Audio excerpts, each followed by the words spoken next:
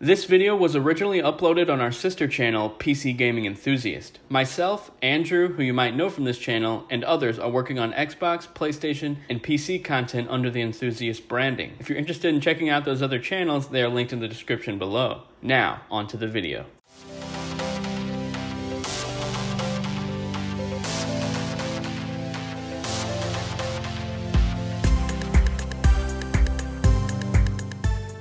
Just over 19 years ago, Nintendo released its seminal game, Super Smash Bros. For the Nintendo 64. In addition to the 3 sequels that have followed, there have been many clones that have tried to live up to the Nintendo's flagship party brawler. Although these clones aren't as popular in the mainstream, they all bring a uniqueness and a special charm to the Smash formula that has spawned a group of niche players over the years. The games, of course, being Rivals of Aether, Brawl Out, Brawlhalla, and PlayStation All-stars Battle Royale. There are certainly more, but these all offer unique mechanics that really stand out from each other and the original. So going from my least favorite to favorite, here are my rankings for the Super Smash Bros. Clones that are available now.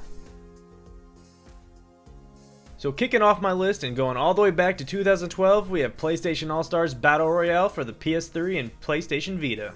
So this is PlayStation's attempt at a crossover fighter featuring characters like Nathan Drake from the Uncharted series to Sir Daniel from the Medieval franchise. Developed by Superbot Entertainment, rest in peace, they decided to take a different approach to the Smash formula. Instead of winning via offstage knockout, they created 3 tiers of super moves that are needed to finish off opponents. Throughout the match, you receive blue orbs by damaging your foe, and only after these build up to either your level 1, 2, or 3 ultimate ability can you take out your enemies. While the idea behind this is certainly an interesting one, the balance of the cast was way off. Certain characters' ultimate abilities were way easier to hit than others. I'm looking at you, Kratos. And for the most part, just not fun to play against. The incentive to practice and get better at the game mechanically is basically useless, which is unfortunate because the game can be fun at times, but it needs a lot of work. There are very few games that make me rage when it comes to playing online, but this one certainly took the cake. Pretty much people just spammed Raiden and Kratos for those easy level 1 knockouts, and it really made the game not fun to play. But those rare moments when you play against someone who actually wants to play the game right, those can be some of the most intense matches of your life. Coming up next, we have Brawl Out for the PC and Switch. Developed by Angry Mob Games, this is one of the only games on this list that is actually on a Nintendo console. While having a similar feel to Smash 4 in the way it looks, it falls short in the gameplay and character design. At times feels quite buggy and a few of the fighters seem quite overpowered.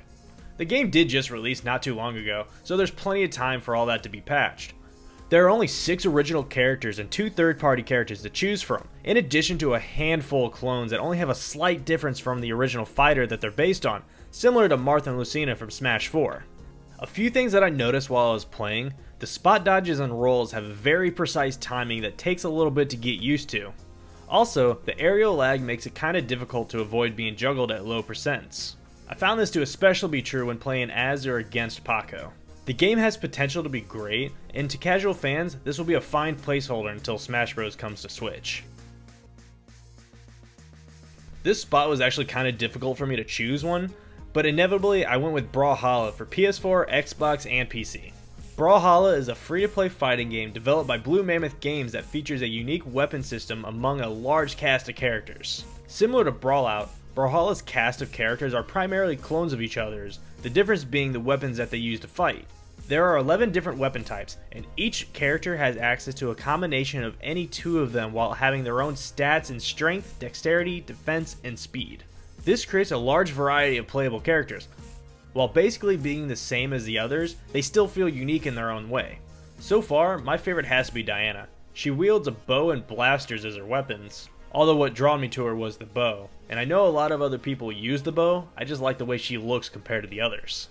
The thing that this game does very well compared to the other ones is creating a sense of satisfaction with everything that you do. Every knockout, recovery, or even small combo that you do feels incredibly rewarding. With its easy yet flashy combos, Brawlhalla is very welcoming to new players, while leaving the veteran players to perfect the finer mechanics the game has to offer. It was a difficult decision, but my number 1 spot has to go to Rivals of Aether for Xbox One and PC, and also soon to be Switch. For the fans of Super Smash Bros. Melee, you're gonna love this one. Created by Dan Finance, this pixel style fighter is the closest experience to the classic Smash out of all of them. but it also brings unique gameplay functions and convivial charm with it. This is a game that truly anybody can play and have a great time with. But the ones who put in the time and effort into learning the intricacies of the gameplay mechanics, they're going to become a force to be reckoned with. Rivals features a higher skill cap as well as strong combo potentials and follow-ups. This is what makes the game incredibly addicting to play. The characters are well thought out and have unique fighting styles to go with them. Each of them are based on a different animal, element, and special mechanic. Whether it's Forsburn's smokescreen or duplicate abilities, or my personal favorite, Orkin's puddle transportation, each of them brings something different to the table and takes quite a bit of time to master. Along with our already great roster, they also have access to Ori from Ori and the Blind Forest as a DLC character. As for gameplay, a few things stood out to me. There are no ledge grabbing, no grapples, and the spot dodging acts as a type of counter that stuns your opponent. Whether or not these are good or bad things, I'll leave up to you. I personally enjoy them though. I'm so excited that Smash Bros is finally coming to the Switch, but in the meantime, here's some awesome clones that can hold you over until it comes out. Which one of these is your favorite? Do you like any of these better than the original Smash? Be sure to let me know, and until next time, thank you guys so much, and I'll talk to you later.